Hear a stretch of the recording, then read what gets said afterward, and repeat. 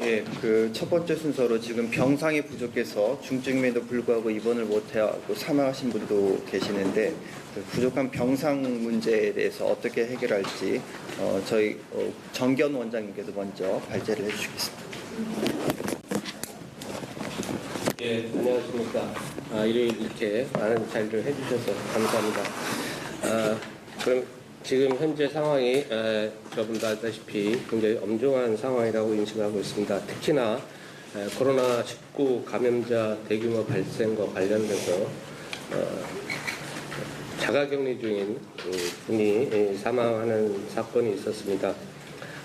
그 경로에 어떻든 현재 그런 과정에서 의료 자원이 과연 효율적 배분이 되고 있는가, 적재적소에 필요에 따라 되고 있는가 하는 부분이 있고, 그것을 제대로 하기 위한 환자 진료 체계가, 관리 체계가 시급하다고 생각이 듭니다. 저희는 의료기관이 현재 우리나라 전체 코로나19 감염 환자와 관련돼서 경증 환자는 중증이 되지 않도록 하고, 중환자는 제대로 치료를 받아 사망에 이르지 않게 하는 기본적인 원칙을 다 공감하시라고 생각합니다. 그래서 중환자대로의 적절한 치료를 받을 수 있도록 역량을 집중해야 되겠습니다. 병상 배정은 중앙사고수습본부와 중앙방역대책본부의 운영 원칙을 따르도록 하고 있습니다. 이는 경증 환자의 재택이나 시설 치료의 기준 등을 포함하고 있지는 않습니다. 현재는 진단된 환자 수에 비해서 병상 수가 턱없이 부족한 현 상황에 맞는 그런 진료 체계를 중심으로 환자에 관련된 관리 지침이 필요하다는 인식을 하고 있고요. 일반적인 그런 의심 또는 유증상자는 경증 환자가 80% 정도에 추정을 하고 있습니다. 이들은 먼저 시설 격리나 경증 환자 전원 격리 병동 등을 고려해야 된다고 생각을 합니다. 그러한 시설이 별도로 마련되어 있지 않다면 또한 자가 격리 중에 이런 사고를 예방하기 위한 제대로 된 기준이 만들어져야 되고, 그 여러 기준에 의해서 만족한지 여부를 확인해서 자택에서 격리하면서 관찰하고 치료할 수 있는 시스템이 되어야 되겠습니다. 그리고 나서 또한 그 안에서도 그런 증상이 나타나거나 했을 때 바로 의료기관과 연결될 수 있는 연계 체계가 반드시 마련돼야 된다고 생각을 합니다. 지금 중수본과 중대본 지침의 고위험 우선순위에 따른 지역 내 병상이 모두 소진될 경우 국립중앙의료원 중앙응급의료 상황실의 플랫폼을 이용한 코로나19 지원 상황실이 지금 설치되어 있습니다. 지금 소진된다는 것은 시도의 감염병 예방 감염법에 따라서 시도에서 병원을 또 병상을 배치할 수 있는 권한을 가지고 있습니다.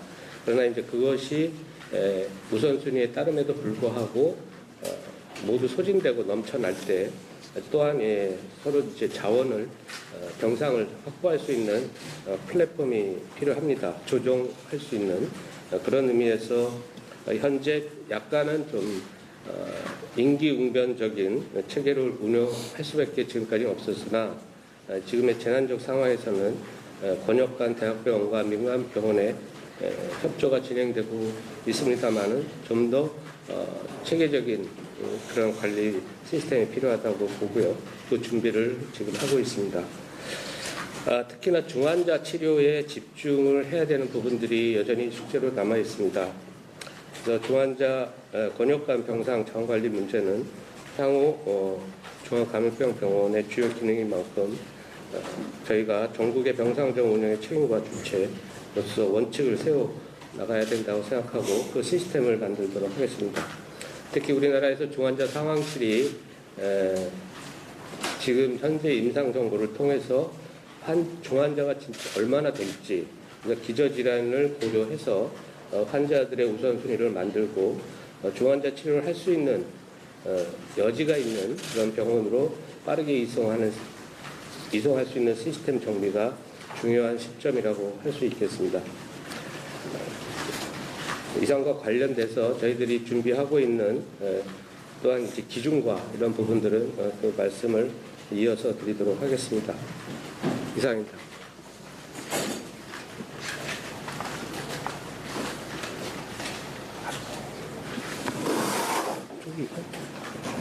네, 슬라이드를 통해서 설명을 조금 더 드리겠습니다.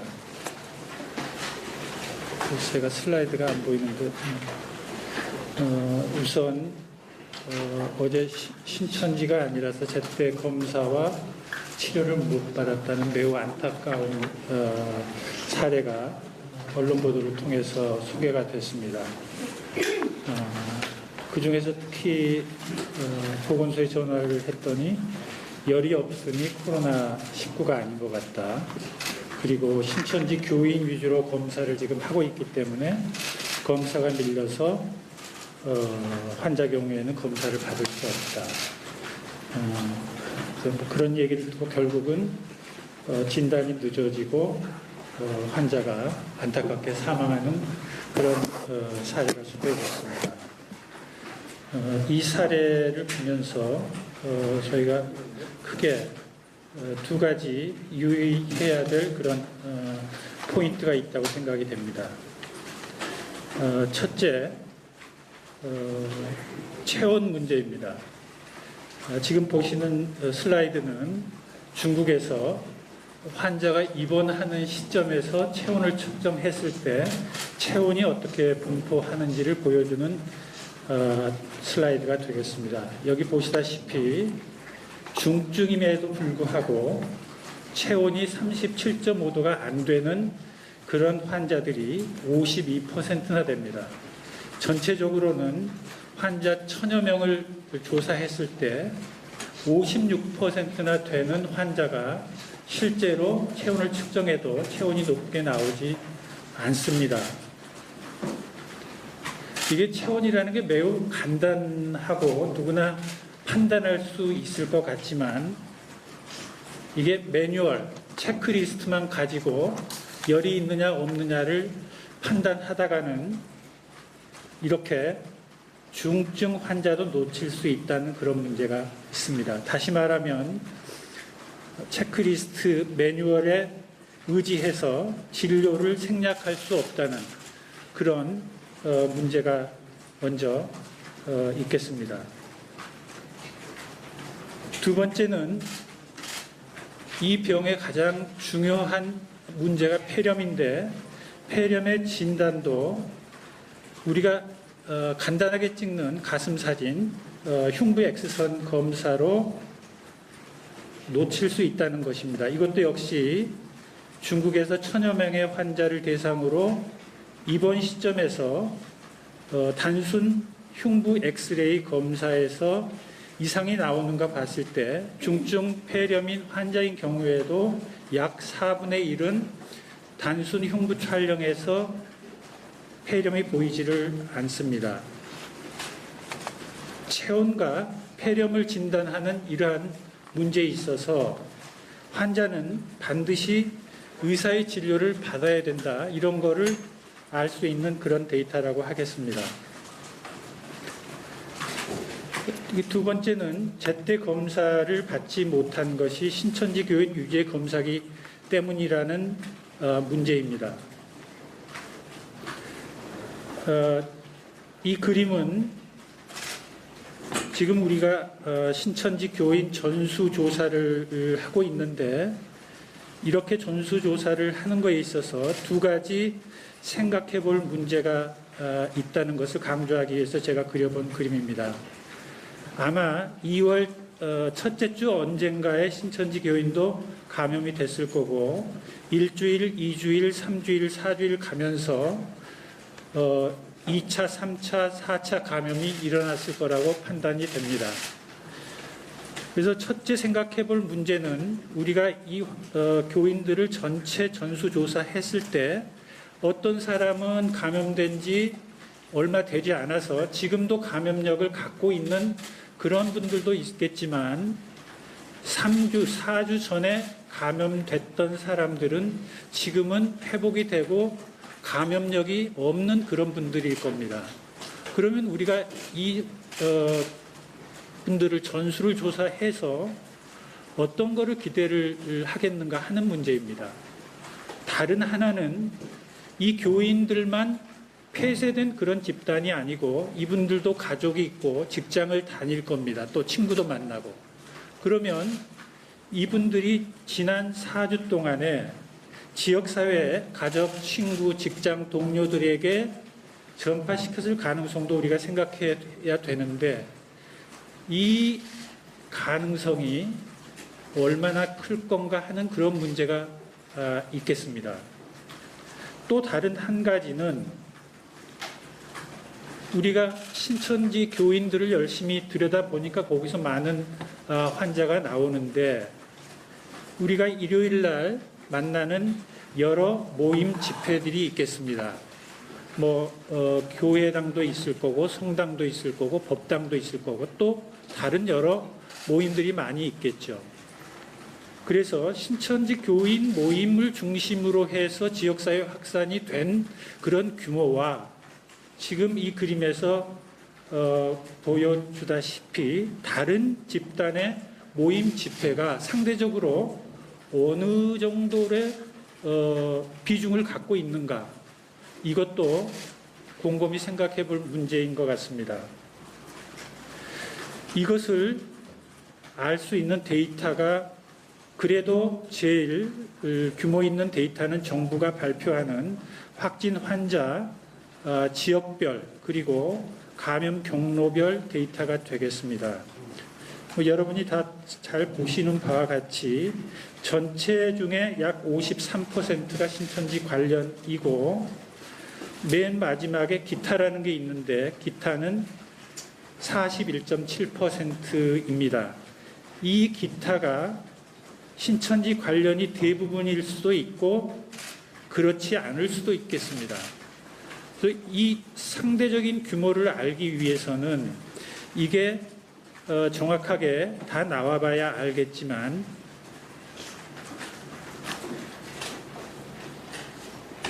우리가 생각해 볼 만한 질문은 신천지 교인 관련 감염자를 모두 파악하면 우리 지역사회 확산을 막을 수 있을까?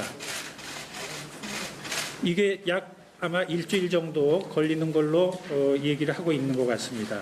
그래서 우리가 신천지 관련 감염자를 모두 파악하고 그분들을 모두 필요한 조치를 해서 일주일 지나면서 우리나라의 지역사회 확산이 꺾이는 추세로 가기를 저도 희망합니다. 그런데 PCR 검사 지금 진단을 위한 검사 방법이 PCR이라는 건데 PCR 검사의 목적을 나누어 보면 방역을 목적으로 하는 검사가 있을 수 있고 진료, 연구, 또 기타 이렇게 나눠볼 수 있겠습니다. 그동안에 우리가 쭉 해왔던 것이 이 유행 초기부터 뽑아 없애는 거를 목적으로 하고 있었고 지금은 또 환자를 조기 진단하고 치료할 목적으로 하고 있습니다. 또 신천지 전수 검사라는 거는 연구 목적일 수도 있지 않을까 그런 생각도 하고 있고 만약 그렇다면 전수조사와 샘플링 조사라는 것도 있기 때문에 이게 어느 쪽으로 가는 것이 바람직한가 하는 것도 한번 곰곰이 생각해 볼 여지가 있다고 생각합니다. 우리가 불과 열흘 전에 우리나라와 비슷한 우한에서 출발해서 여행객이 들어오는 다른 나라들과 비교했을 때 2월 18일 날짜의 데이터를 기준으로 해서 보면 31명이었고 그 당시에 홍콩 60명, 싱가포르 77명, 도쿄 65명. 이러던 것이 불과 열흘 사이에 100배나 더 많은 환자를 우리가 발견하게 되었습니다. 물론 열심히 검사해서 열심히 환자를 찾는 것이 환자를 일찍 진단하고 치료하는 데 분명히 도움이 될 것입니다. 그러나 지금 9만여 건의 검사를 해서 3,150명의 환자가 발견이 됐는데 바로 이것 때문에 효율적인 의료 자원의 이용이 저해되고 있습니다. 뿐만 아니라 초기에는 가벼운 환자들이라도 코로부터 매우 많은 양의 바이러스가 나오기 때문에 증상이 가벼운 사람들도 의료기관에 옴으로 해서 의료인과 병원의 감염 위험이 매우 높아졌습니다. 지금 우리가 지역 사회 확산을 보고 있다고 하면 다른 나라들의 대응 방식도 살펴볼 필요가 있겠습니다. 일본의 경우는 2월 25일 날 이러한 신형 코로나 바이러스 대책 기본 방침이라는 이런 내용을 발표한 바가 있고, 이 내용을 보면 검사는 입원을 요할 정도로 폐렴이 있는 환자를 치료할 목적으로 검사를 하는 걸로 방침을 세우고 있습니다. 엊그제 미국은 소위 깜깜이 환자, 어디서 감염됐는지 모르는 첫 환자가 발견되자마자 미국 CDC가 PCR 검사를 받을 대상이 되는 사람을 다시 정리해서 발표를 했습니다. 여기서 보시면 알 수 있듯이 역학적인 특성만 가지고는 검사하는 게 아니고 플러스 환자의 여러 임상 소견이 있으면 검사를 하도록 하고 있습니다. 우리는 유행 초기부터 시작한 원천 봉쇄를 위한 검사, 그리고 또 바이러스가 이 땅에 발붙지 못하도록 뽑아내는 그런 소위 엘리미네이션을 위한 검사, 그리고 지금은 환자 치료와 진단을 위한 검사, 이 1, 2, 3단계의 모든 목적의 검사를 하고 있습니다. 물론 우리가 여력이 충분하다면 이 모든 것을 다 해도 좋습니다. 그러나 지금 우리의 여력이 그렇게 충분하지를 못하기 때문에 결국은 자원의 효율적인 이용을 위해서는 우선순위를 정할 수밖에 없겠습니다. 몇 번 말씀드렸습니다마는 이 질환의 임상적인 특성 내지는 중증도는 이 그림에서 보시다시피 대부분의 경증, 중증, 중등증 환자들은 문제없이 회복이 되고 일부 환자에서 사망을 하고 지금 현재 중국에서도 알려져 있는 사망률은 1% 미만이라고 보고되고 있습니다.